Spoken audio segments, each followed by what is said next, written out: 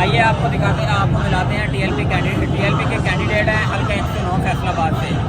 तो सर आपको सर ये बताइएगा ये इंतजार कब तक जारी रहेगा महंगाई के खिलाफ? आपका बहुत बहुत शुक्रिया कि आपने हमें टाइम दिया।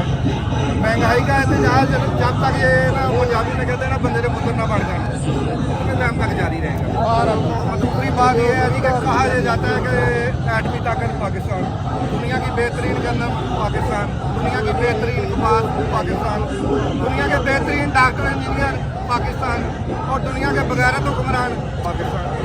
अच्छा, तो ये जो हुक्मरान अयाशियाँ कर रहे हैं वो जो बजाय अपनी इलाके कम करने के अवाम पर बोझ डाल देते हैं महंगाई का, इसके क्या भलाई है? मतलब कि ये कैसे कम करने के? इसमें एक बात तो यह है नहीं कि कौम को भी सोचना चाहिए। कौम कोई अंधी बहरी नहीं है, इसको भी सोचना चाहिए कि हम वोट देते हैं मतलब किसको वोट देते हैं। अब हम निकले हैं, हमारा साथ है, इंशाल्लाह हम इनको कैमरे करदार तक पहुँचाएंगे।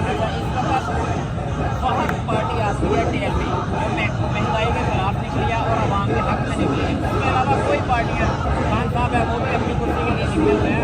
तो आप जो है वो जो वोटेड सरकार है, पता नहीं वोटेड है जो भी है, आप इस वक्त अकेले हैं, फिर से मुकाबला करेंगे 13-14 पार्टियों का माफिया? देखिए जी, हम जो है ना जी, हम बदर के 14 के वारिस हैं, 13 जो थे ना उनके वारिस हम। हमें ये कभी नहीं हुआ जी कि हमें हमारी मदद किधर से आएगी, हमारी मदद आएगी जनाब रसूलुल्लाह की तरफ। हम जो है ना अल्लाह, एक हाथ में अल्लाह का भरोसा है और दूसरे हाथ में रसूलुल्लाह का दामन रहमत। दो चीज़ें जिस मुसलमान के हाथ में हों वो दुनिया से बेजारी इख्तियार।